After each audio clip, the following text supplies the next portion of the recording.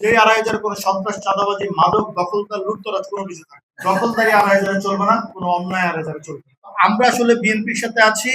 আমরা বিএনপির সাথে আছি মানে আমরা মুক্তিযোদ্ধাদের সাথে আছি।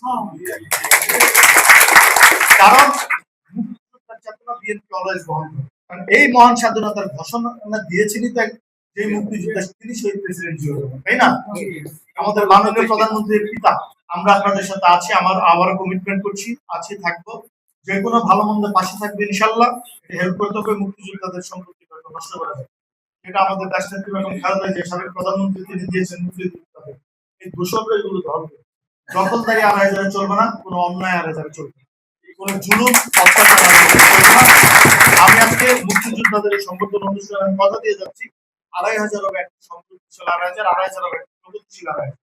যে ২,৫০০ কোনো সন্ত্রাস, চাঁদাবাজি, মাদক, দখলদার, লুটতরাজ কোনো কিছু থাকে। যে ২,৫০০ হবে একটি প্রগতিশীল ২,৫০০।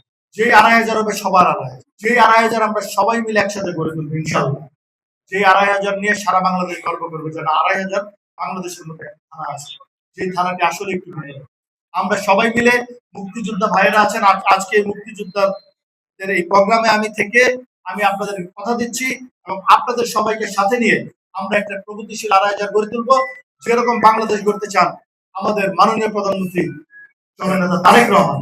আমরা ঠিক ওইভাবেই আমরা একটি সমৃদ্ধশীল ২,৫০০ গড়ে তুলে মাননীয় প্রধানমন্ত্রী